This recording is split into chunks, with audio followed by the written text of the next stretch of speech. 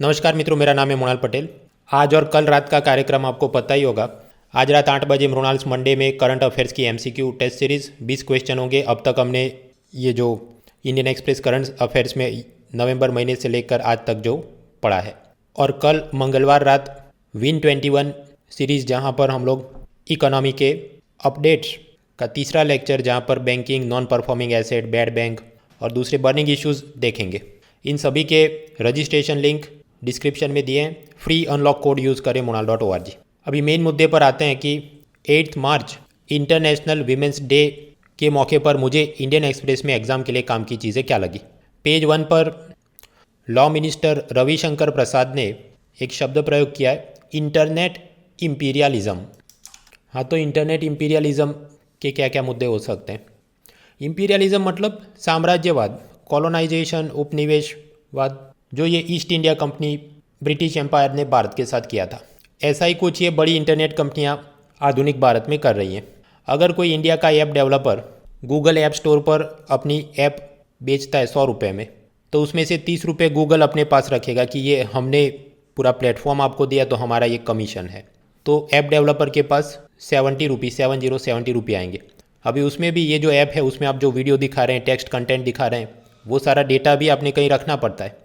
तो उसके लिए ऐप डेवलपर ने अमेज़ॉन, माइक्रोसॉफ्ट से सर्वर ख़रीदा हो तो उसका अलग से फ़ीस लगेगा, तो 70 रुपीज़ में से और पैसा चला जाएगा। उसके बाद अपना ये ऐप मैक्सिमम लोग डाउनलोड करें, इसके लिए गूगल, फेसबुक पे आपने एडवर्टाइजमेंट देने होंगे। इंस्टाग्राम पे जो इन्फ्लुएंसर होते हैं उनको आप पैसा देंगे, वो अपने सब इंस्टाग्राम फ़ोटो में और सब प्रमोट करेंगे और उनको भी सामने कुछ ना कुछ इंस्टाग्राम वाले पैसा कमाएंगे। तो कुल मिलाकर जैसे वो ज़मींदार और यूरोपियन कल्टीवेटर भारत के इंडिगो फार्मर और कॉटन फार्मर से पूरा पैसा चूस चूस के ले लेते थे, उसी तरह से ये ऐप डेवलपर्स और दूसरे गिग वर्कर्स के साथ हो रहा है। दूसरी बात, ये ईस्ट इंडिया कंपनी ने भारत को लूटा कैसे। हमारे सैंडलवुड, आइवरी, कॉटन, चंदन की लकड़ी, हाथी दांत, कपास, रुई, ये सब यहाँ से ले गए और बेचते रहे। उसी तरह आधुनिक इंटरनेट कंपनियाँ भारत से क्या लूट रही है, अपना पर्सनल डेटा उसको कलेक्ट करते हैं, एडवर्टाइज़र्स को बेचते हैं, पॉलिटिकल पार्टीज़ को बेचते हैं और पैसा कमाते हैं। तीसरा, भारत के अंदर ये Tata consultancy services, TCS, Infosys, Wipro, ऐसी गिनी चुनी 20 कंपनियां हैं जिनके पास $1 बिलियन तक का वैल्यूएशन हो और उनको भी और एक्सपांड करना हो। बिजनेस लोन लेने जाए करीब 15% ब्याज लगे बैंकों में। अमेरिका में 7% ब्याज पर उनके फेसबुक, गूगल वगैरह को मिल जाता है loan. So they have larger access to capital, तो वो जल्दी जल्दी एक्सपांड कर सकते हैं, हम उनके साथ कम्पीट नहीं कर सकते। ये ऐसी बात है कि अंग्रेज़ों के ज़माने में इंडियन इंडस्ट्रियलिस्ट, उसके पास किधर इतना पैसा था कि ब्रिटिश कंपनियों जितनी ज़ोरदार मशीनरी लगाकर उनके साथ वो कम्पीट कर पाता in the textile and manufactured goods industry. चौथा, ब्रिटिश अथॉरिटी की जो पॉलिसी थी डिवाइड एंड रूल, हिंदू मुस्लिम की लड़ाई करो ताकि वो सत्ता में बने रहे। उसी तरह ये फेसबुक, ट्विटर, हम कई बार पाते हैं कि फेक न्यूज़ चल रही है जिससे दंगे भड़क सकते हैं, लेकिन उस पर टाइम पर ये लोग एक्शन नहीं लेते। फिर एक बीच में ट्विटर ट्रेंड चला, फार्मर जेनोसाइड, किसानों का नरसंहार हो रहा है। मतलब ये तो अतिशयोक्ति है, हाइपरबोल। ऐसा तो बिल्कुल ही नहीं हो रहा है भारत में कि किसानों का नरसंहार हो रहा है, वो जो फार्म लॉस के खिलाफ प्रदर्शन कर रहे थे। और लेकिन फिर भी ऐसा सब फियर मॉन्गरिंग करना, डर फैलाना, ताकि लोग और ज़्यादा क्या हो रहा है करके उसकी बात करें, पेज व्यूज़ चले, ट्वीट चले, एडवर्टाइजमेंट रेवेन्यू मिलता रहे। तो ये भी मतलब उन डिवाइड एंड रूल पॉलिसी से कुछ खास अलग नहीं है। और पांचवा मुद्दा, ये अंग्रेज़ों के ज़माने में गोरे लोग ऐसे कानून बनाना चाहते थे कि if the accused person is a white European then it can not be tried in front of an Indian जज। गोरे लोग की केस की सुनवाई हो तो उसमें भारतीय जज नहीं हो सकता, क्योंकि वो तो गोरा नहीं है, तो वो हमको कैसे जज कर सकता है। उसी तरह ये गूगल, फेसबुक, ट्विटर, वो भी ऐसा ही कुछ अहंकार रखते हैं कि हम तो इंडियन जजिस और इंडियन टैक्स अथॉरिटीज़ और इंडियन लॉज, ये सब we are not subjected to this, हमारा तो सब अलग है। तो ये सब internet imperialism as a topic, खास करके निबंध में जब लिखना हो तो सोचने लिखने के मुद्दे। इसके अलावा पेज 1 पे आज कुछ काम का नहीं, वही सब BJP, Mamata Banerjee, corona crisis, Bharat चीन तू तू मैं चल रही है, आगे बढ़ो। पेज 2, 3, 4, 5, 6, 7 पे आज कुछ काम का नहीं, या तो इंडिविजुअल क्रिमिनल स्टोरी हैं या बड़े बड़े एडवर्टाइजमेंट है इंटरनेशनल वीमेन डे के नाम पे। पेज 8 कॉलम्स, लेफ्ट साइड पर दो पैराग्राफ के छोटे कॉलम है। एक तो भारत बांग्लादेश के रिश्ते, उसके बारे में हमने पहले ही पढ़ लिया था, इसमें नया कुछ जानने को नहीं। दूसरा छोटा कॉलम है EPFO, employ provident fund organisation, और हमने पढ़ा था कैसे वो अपने सब्सक्राइबर्स को 8.5% इंटरेस्ट देने वाले हैं, जो कि पिछले शायद 6, 8, 10 सालों में बहुत सबसे छोटी रकम है। तो यहाँ कॉलम में उसे क्रिटिसाइज़ किया गया है कि प्राइवेट सेक्टर के पेंशन म्यूचुअल फंड वो तो अच्छे खासे रिटर्न दे रहे हैं, लेकिन ईपीएफओ का क्योंकि कानून है और वो सब कानून में लिखा है कि सपोज़ 15,000 या उससे कम की सैलरी है तो कंपलसरीली उसका कुछ पैसा वर्कर का कट होके इसमें जाएगा और ईपीएफओ उसको इन्वेस्ट करेगा और वर्कर को रिटर्न देगा। तो भले वर्कर को कोई और प्राइवेट सेक्टर की स्कीम में जाना हो, पेंशन इंश्योरेंस म्यूचुअल फंड की स्कीम में, जहाँ उसको लगता हो कि अच्छा रिटर्न मिलेगा, तो भी उसका सब पैसा यहाँ पर ये खींच रहा है। और ज़्यादातर ये ईपीएफओ वाले सब्सक्राइबर का पैसा गवर्नमेंट ऑफ इंडिया की गवर्नमेंट सिक्योरिटी में डालते हैं ताकि सरकार को अपनी योजनाओं चलाने में पैसा मिलता रहे। वेरेज अगर वो सब पैसा कोई बड़ी बड़ी रिलायंस, टाटा, इन्फोसिस जैसी कंपनियों के शेयर बॉन्ड में लगाते तो शायद और उनको अच्छी 8.5% से तो अच्छी रकम मिल सकती थी। दूसरा क्रिटिसिज्म है नॉन ट्रांसपेरेंसी ऑफ इन्वेस्टमेंट। ये ईपीएफओ ने जो पैसा लगाया तो कौन सी कंपनियों में लगाए, उसका कोई लेटेस्ट डेटा हमको मिल नहीं रहा है। ईपीएफओ ने जो एनुअल रिपोर्ट डाला वो भी 2018-19 का रिपोर्ट डाला है, तो उसके बाद क्या क्या हुआ वो सब जानकारी मिलनी चाहिए। On the other hand California राज्य सरकार का भी ईपीएफओ जैसी जो संस्थान है वो लोग एकदम ट्रांसपेरेंटली काम कर रहे हैं कि कहाँ पर कितना पैसा इन्वेस्ट हुआ है, क्या रिटर्न जनरेट हो रहे हैं वगैरह वगैरह। तो भारत के ईपीएफओ में और ज़्यादा ट्रांसपेरेंसी और प्रोफेशनलिज्म की ज़रूरत है।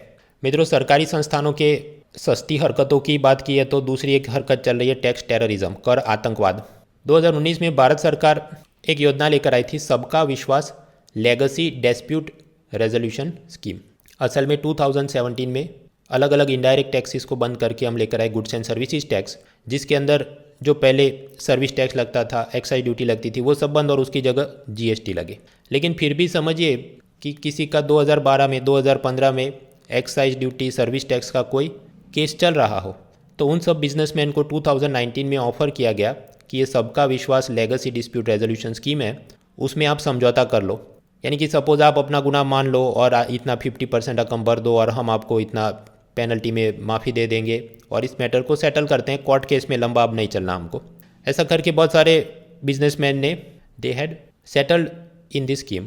लेकिन अभी 2021 में क्योंकि कोरोना के चलते भारत सरकार को टैक्स कलेक्शन कम हो रहा है, तो टैक्स कलेक्शन के सब टारगेट कंप्लीट करने के लिए टैक्स ऑफिशियल वापस से उनमें से कुछ बिजनेसमैन को नोटिस भेज रहे हैं कि आपने वो सेटल तो किया था लेकिन हमको लगता है उसमें ये चीज़ आपने छुपाई थी, तो इसका क्या है, 7 दिन के भीतर जवाब दीजिए। अब 7 दिन के भीतर जवाब देना मुश्किल है, particularly in the month of March, क्योंकि पूरे साल का सारी बैलेंस शीट, टैक्स, वो सब का भी काम देखना होता है। और अब कि वो पुराना 2012 का सर्विस टैक्स का मैटर अभी उसका 7 दिन में जवाब दो, इट इज़ डिफ़िकल्ट। क्या तो इन सब में से समझना क्या है, पिछले 1-2 साल के इकोनॉमिक सर्वे में बात हुई थी इकोनॉमिक पॉलिसी अनसर्टेनिटी, आर्थिक नीतियों की अनिश्चितता, कि आपने एक बार मैटर सेटल कर दिया फिर आपको वापस और पैसा चाहिए तो वापस वो पुराने केस खोलेंगे तो बिजनेसमैन डिस्करेज हो जाएगा। तो भविष्य में जब ऐसी कोई नया ऑफर लेकर आप आएंगे तो वो लोग सेटल नहीं करेंगे क्योंकि उनको लगेगा ये तो तुम वापस परेशान। तो all this problems point to not ease of doing business, व्यापार में सुगमता नहीं। आगे बढ़ते हैं पेज 8 के बड़े कॉलम में, जहांगीर अजीज़ अ स्लोअर रिकवरी। वो घूम फिर के वही बात की है कि वी शेप रिकवरी नहीं होगी, के शेप रिकवरी होगी। कुछ सेक्टर ये आईटी, फार्मा, टेक्नोलॉजी वो जल्दी ग्रो कर जाएंगे, मूवी थिएटर, होटल वगैरह नहीं कर पाएंगे। मतलब वही चीज़ वापस से घूम घूम के नया नया डेटा देकर वो कि नहीं अभी नहीं हो रहा है। मित्रों, यही बात मेरे ख्याल से 2 बार पहले भी यही साहब ने सेम टू सेम कॉलम लिखे थे, भाई कुछ नया लेकर आओ। दूसरा कॉलम है शिखा अग्रवाल, चाइना की सॉफ्ट डिप्लोमेसी के बारे में, नरम कूटनीति। एक तो हो सकती है हार्ड डिप्लोमेसी, जैसे वो चाइना करता है कि मिलिट्री अग्रेशन, बॉर्डर पे कब्जा जमा दिया, इकोनॉमिक कोवर्जन, पाकिस्तान वगैरह देशों को सस्ते ब्याज पर लोन दे दे और फिर अपने मसल फ्लेक्स करके उनसे अपनी बातें और अपनी नीतियों को मनवाना शुरू करे। And other offensive diplomacy, UN security council और अलग अलग जगहों पर ये ताइवान, हांगकांग वगैरह के बारे में कुछ प्रस्ताव पारित करवाता रहे। On the other hand there could be soft diplomacy, जैसे कि उन्होंने 3 ऑर्गेनाइजेशंस बनाए। पहला है बुद्धिस्ट एसोसिएशन ऑफ चाइना, ये लोग बुद्धिस्ट वर्ल्ड समिट और दूसरे प्रोग्राम आयोजित करते हैं। उन्होंने पेंचेन लामा को इस ऑर्गेनाइजेशन का वाइस प्रेसिडेंट, उपाध्यक्ष बनाए। पेंचेन लामा असल में धार्मिक रूप से दलाई लामा के बाद 2nd हाईएस्ट अथॉरिटी माने जाते हैं। और उसके अलावा ये पुष्प कमल प्रचंड दहाल और ऐसे दूसरे नेपाली नेताओं को भी मेंबर बना दिया है बुद्धिस्ट एसोसिएशन ऑफ चाइना का। और फिर इन सबको $3 बिलियन दिए गए हैं कि नेपाल में लुम्बिनी को आप बुद्धिस्ट सेंटर के रूप में डेवलप कीजिए। और ऐसा करने से धीरे धीरे भारत में जो इंटरनेशनल टूरिस्ट आते हैं स्पिरिचुअल टूरिज़्म, बुद्धिस्ट टूरिज़्म के लिए, उन सबको वो नेपाल की तरफ ले जाए, ऐसी एक पूरी गेम चल रही है। दूसरा, चाइना ने एक दूसरी ऑर्गेनाइजेशन बनाई है, Chinese people's association for friendship with foreign countries. ये असल में एग्जैक्ट नाम याद रखने की ज़रूरत नहीं, यू कैन सिंपली राइट की association to have friendly relation with foreign countries. और ये एसोसिएशन का काम है अलग अलग देशों में जो सिविल सोसाइटी ग्रुप एक्टिविस्ट होंगे ग्रेटा थनबर्ग टाइप के, उनको वो भारत के खिलाफ ट्वीट करो, ओपिनियन बनाओ, प्रोपोगेंडा खेलो, बॉर्डर इशू, हांगकांग, तिब्बत, सबके बारे में वो करते रहते हैं। तीसरी ऑर्गेनाइजेशन नई बनाई है new social class work. New social class मतलब क्या? ये आजकल जल्दी बहुत सारा पैसा आ गए, ऐसे कुछ नए सोशल इलाइट्स जैसे IT, media professional, social media influencer, ये यूट्यूबर्स, इंस्टाग्राम वाले, film, television, music, TV, reality show, celebrities, तो उनको भी ये लोग पैसा खिलाते हैं और उनके द्वारा ये इंडिया, हांगकांग, तिब्बत के बारे में अनशन बुलवाते रहते हैं। तो अगर भारत ने इनसे लड़ना है तो कैसे लड़ सकते हैं? सिर्फ क्या कानून बनाए या धमकाना शुरू करे ये सब एक्टिविस्ट को? That is giving limited effect. तो हमने भी ऐसे सब ऑर्गेनाइजेशन बना के ये प्रोपोगेंडा चलाना होगा, लेकिन उसके लिए ढेर सारे पैसे चाहिए जो भारत सरकार के पास नहीं, लेकिन चीनी सरकार के पास है। उनके पास तो trillions of dollars forex reserve है। तो इकोनॉमिक पावर की मदद से सॉफ्ट डिप्लोमेसी एक्सरसाइज करके वो अपना ग्लोबल पावर स्ट्रॉन्ग कर रहे हैं। आगे बढ़ते हैं, पेज 9। वो सोशल मीडिया कंपनियों पर सॉफ्ट टच रेगुलेशन पर वापस से कॉलम, नया जानने को कुछ नहीं। फिर एक कॉलम है आकाश जोशी कि कैसे अमेज़ॉन वेब सीरीज़ तांडव पे बवाल मची, लेकिन वो 60s और 70s के ज़माने में भी जो भारत में फिल्में बनती थी उसमें भी ऐसे सब थीम्स रहते थे, तो उसका आंदोलन क्यों नहीं हो रहा है वगैरह, लेकिन ये सब काम का नहीं। तीसरा कॉलम है डिजिटल हेल्थ और उसमें डेटा प्राइवेसी। इसके बारे में हम लोग पहले भी एक बार पढ़ चुके हैं, वापस नया जानने को कुछ नहीं। आगे बढ़ो, पेज 10। बजट सत्र का दूसरा चरण, second leg of the budget session starting, और ये करीब 1 महीने चलेगा। उसमें सरकार अलग अलग बिल लाने वाली है। Pension fund regulatory authority PFRDA के लिए, फिर एक national bank for financing infrastructure and development, उसका बिल बनेगा। Electricity amendment bill, crypto currency को बैन करने का बिल, और शायद ये भी हो सकता है कि महिलाओं के शादी की न्यूनतम आयु, minimum legal age for marriage of women, उसको बढ़ोतरी करने के लिए भी, क्योंकि पहले एक समिति बनाई थी मेरे ख्याल से जया जेटली समिति, हो सकता है मतलब कि 18 ईयर्स की जगह 21 ईयर्स करो, ऐसा कुछ। तो अब मित्रों ये होगा कि ये एक बिल आएगा, उस पर डिबेट चलेगी। तो पूरी लंबी चौड़ी सब एक्सप्लेन सीरीज़ और कॉलम के तमाशे चलते रहे थे। हमने ध्यान क्या रखना है, इसको एक बार में पढ़ के ख़त्म करना है कि ये 4-5 इसके सेलिएंट फीचर हैं, उसके फेवर में ये 3 आर्ग्यूमेंट, अगेंस्ट में 3 आर्ग्यूमेंट, एंड कंक्लूजन की हाँ ये सब जरूरी है। तो टाइम का सही उपयोग करें, हर एक बिल में घुस मत जाएं आप। आगे बढ़ते हैं, पेज 11 पे सब politics, Congress, BJP, DMK, Trinamool Congress चल रहा है, काम का नहीं। पेज 12, पेटीएम के फाउंडर विजय शेखर शर्मा का बड़ा सा इंटरव्यू, लेकिन उसके जो जानने लायक मुद्दे थे वो तो हमने इंटरनेट इंपीरियलिज्म के नाम पर आज इस वीडियो के शुरुआत में ही पढ़ लिए। पेज 13, एक्सप्लेन सीरीज़ में फिजल पॉलिसी की लंबी चौड़ी बात, लेकिन नया जानने को कुछ नहीं। कोरोना केस पंजाब महाराष्ट्र में बढ़ रहे हैं, उसकी एक्सप्लेन सीरीज़ काम की नहीं। Page 14, world news, Nepal supreme court ने कहा कि 2018 में जो नेपाल कम्युनिस्ट पार्टी बनी थी, पहले कुछ और पार्टियां थी, उसको मर्ज करके वो सही है गलत, भाई इतनी बारीक चीज़ें हमारे लिए काम की नहीं, आगे बढ़ो। स्विट्ज़रलैंड में रेफरेंडम यानी जनमत संग्रह हो रहा है।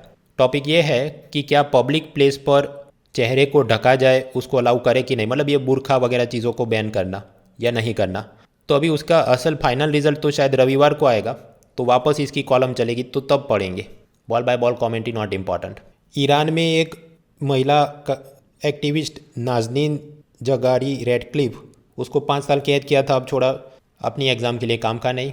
कॉमनवेल्थ डे, कॉमनवेल्थ क्या है? ऐसे देश जो एक ज़माने में ब्रिटिश हुकूमत के कॉलोनी थे और फिर उनको आज़ादी मिली, तो उन सब का जो ये कॉमनवेल्थ एसोसिएशन और कॉमनवेल्थ डे कब मनाया जाता है मित्रों, इसका एक स्पेसिफिक डेट फिक्स नहीं होता।